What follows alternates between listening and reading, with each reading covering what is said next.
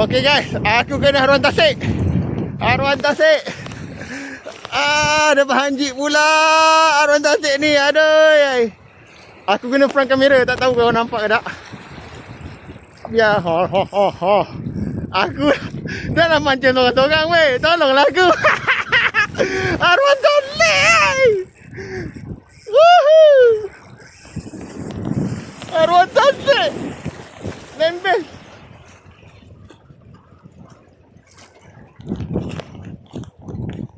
Layanlah dulu.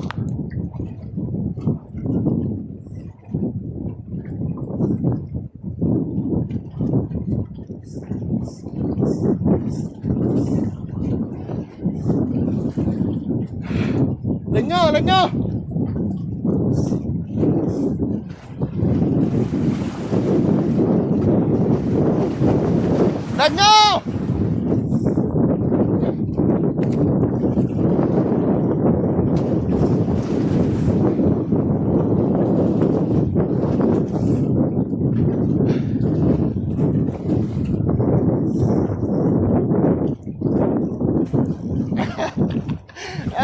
Kalah kepala.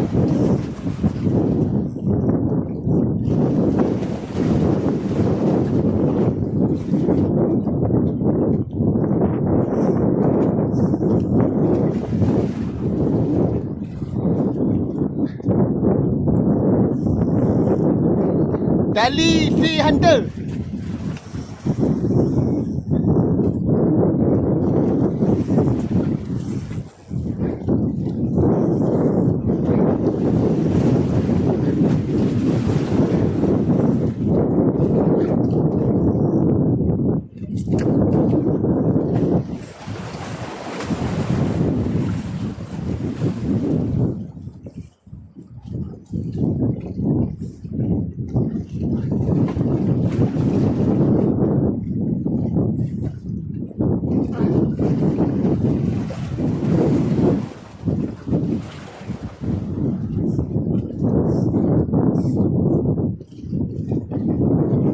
Oh, putus.